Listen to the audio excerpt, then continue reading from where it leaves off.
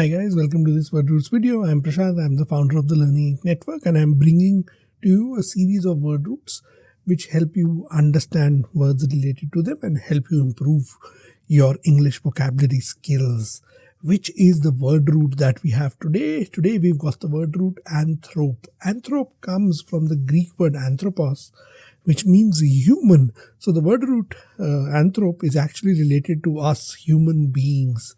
This word root actually represents humanity and its impact, and it gives us some fascinating examples, some words which are applicable in our everyday life.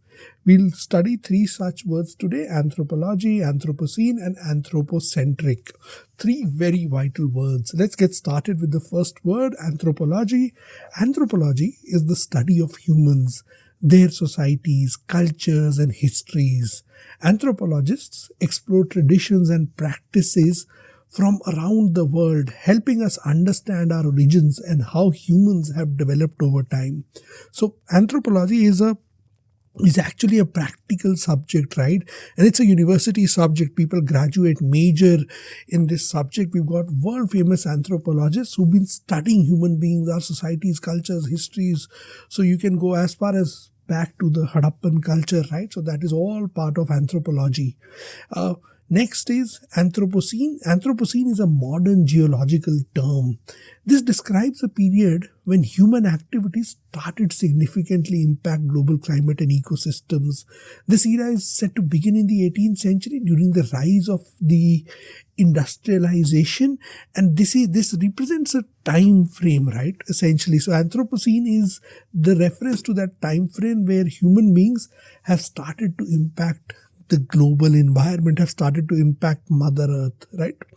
And keeping the same sentiment in mind, in the Anthropocene era, we've become very, very anthropocentric. What does this mean? This means viewing humans as the central or the most important element of existence. It's a philosophical perspective where human needs and priorities are placed above nature. So, for example, in an anthropocentric view, the environment is valued primarily for its usefulness to humans. So, everything that is happening around us, the world exists because it is meant to service human beings, right? So, if you've read the book, The Hitchhiker's Guide to the Galaxy, in that we've got a mouse-centric or a rat-centric universe, right? So that's where, or even in George Orwell's Animal Farm, animals are ruling the world and not human beings. So in the world that we live today, everything is tailored for human beings. We place our species above everything else, and hence it's anthropocentric in nature. So this is what the word root anthrop reflects. It reflects humanity, its impact, whether it's studying humans through anthropology, their impacts on the planet through the Anthropocene era, and their self-centered perspectives in anthropocentric. So that's how rich this word root was. Three very rich practical words that you've learned with us today. Three words which have a rich human connection in language. Keep watching these videos and you will keep learning such things with us through these videos. Thank you very much for watching this video.